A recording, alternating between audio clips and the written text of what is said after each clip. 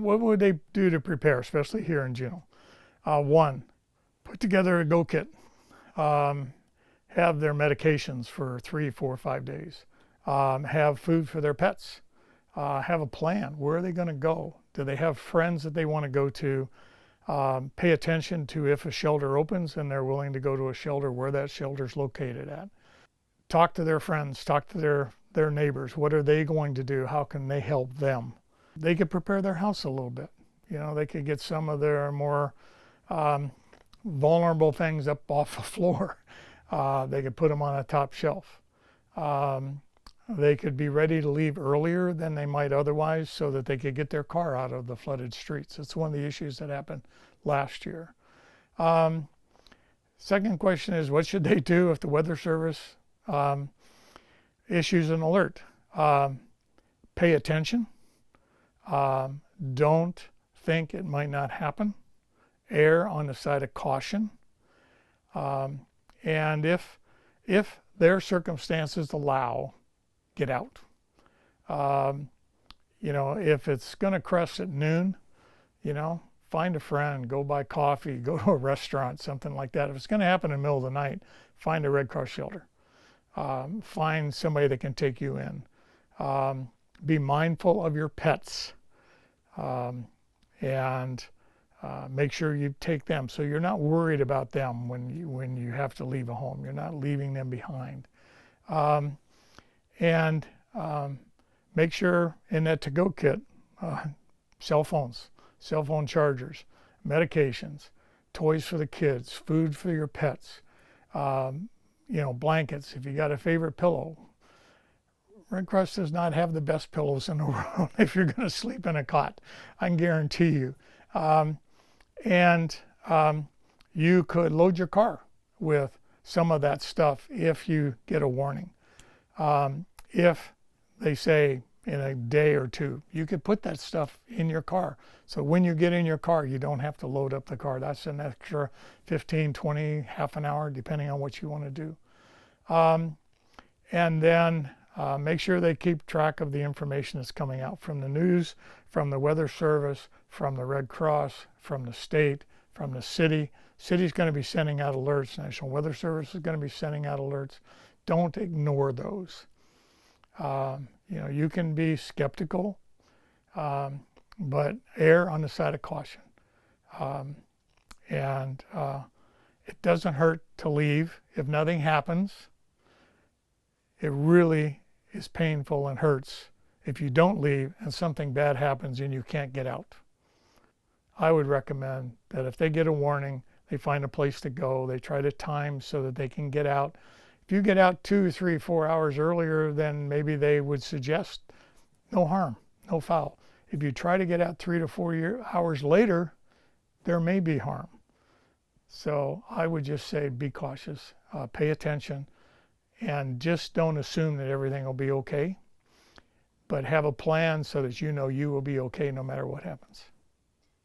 The best go-to for anybody who needs resource or wants to get involved with the Red Cross is to either call 1-800-RED-CROSS or go to our website, redcross.org. The Red Cross has multiple preparedness programs. We work on a 3-step disaster cycle: preparedness, response, recovery. Some of our preparedness programs include Be Red Cross Ready. There's 3 main steps: make a plan, have a kit, stay informed. One of the ways that you can stay informed is to download our emergency app, and that will allow you to track any local shelters in the area. It will allow you to look up alerts in loved ones' areas or in your own area, and then it will also give you some tips based on the disaster for how to respond appropriately. So there's those 3 main steps: make a plan, have a kit, stay informed. But then depending on the disaster, there might be some special things you want to consider. Like a flood, you don't want to go in flood waters. In a winter storm, you might need to have extra fuel or things on hand. So disaster specific. And I believe you can also look by need. So different people are going to be impacted by disasters differently. If you have access or functional needs, you need durable medical equipment. It will also kind of help you think through what are some of the considerations for my family, my personal needs. Maybe I have pets. What are some considerations for pets? in my kit, in my plan, and make me more able to be prepared and move forward. I would just reiterate to the individuals that are going to hear this, or they need to be prepared. They get prepared by paying attention, getting their go bag together, know where they're going to go, have a plan, and execute that plan, and really pay attention to what's going on around them. Red Cross, we call that situational awareness. Do we know what's going on? Do we know where we can go? And then don't be afraid to pull the trigger and work your plan. Do it. Don't just sit around and say, well, it won't be that. It won't do this. It won't do that. It will never harm you to carry out your plan. And that's the best message I can leave. If people need help during a disaster, find the Red Cross shelter, find a Red Cross service center, find any agency, basically. Please don't hesitate to come. Don't be afraid. Come check us out. If you don't decide to stay, fine, but at least you've made some contact and you know that we're there. Even if you don't stay in a shelter, we can provide you information. We try to stay on top of what other services are available. We can, talk to them. They don't need to be in a shelter to get some financial assistance if they qualify.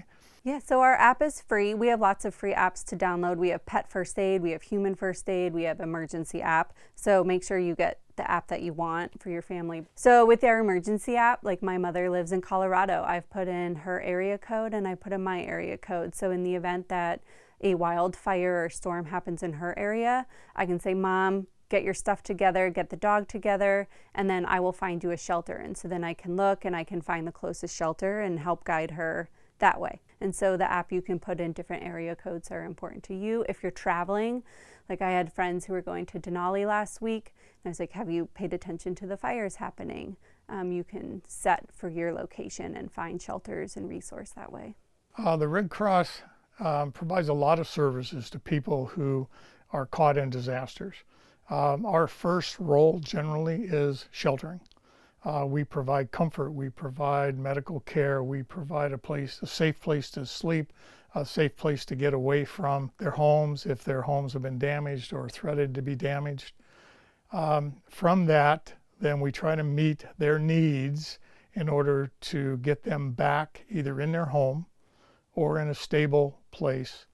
The role is, if people leave our shelter, we want them to be stable for 3 to 6 months in a stable situation. Luckily, most of the people in Juneau move back into their homes. Places I've been in, tornadoes and floods and hurricanes, people have not been able to move back in. So the Red Cross provides the kind of services and advice and referrals and direct care that people then can find a place to move to be stable for at least 3 to 6 months. We provide during that time healthcare services. We evaluate their healthcare. We provide medication if they lost it. We provide glasses if they lost it. And then also we'll provide some financial assistance at some point.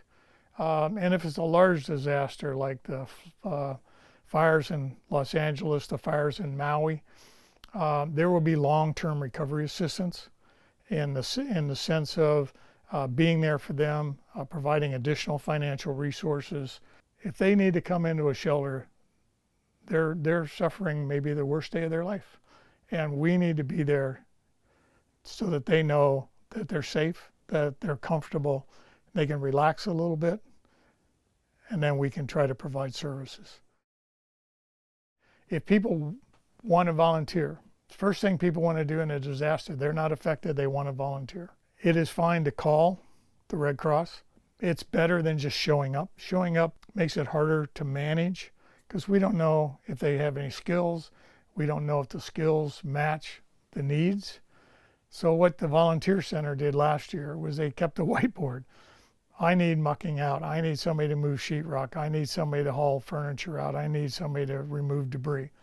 You get volunteers You know, I can provide lunch, I can provide dinner, I can provide shelter, I can take care of a pet, I can muck out under somebody's house. There will be all kinds of people that will want to help. We have a term that we use and FEMA uses called event-based volunteers. Those are volunteers that show up. Some of those convert to long-term volunteers. Some are, I'm here, I can do 2 hours today, and otherwise I got to go back to work. If you can find something for them to do, that's the trick. Can you do that? As far as the Red Cross, go to redcross.org. On there is this thing called volunteer. Click on that. Look at the information there. Apply to be a volunteer. Go through the process. And we can always use volunteers.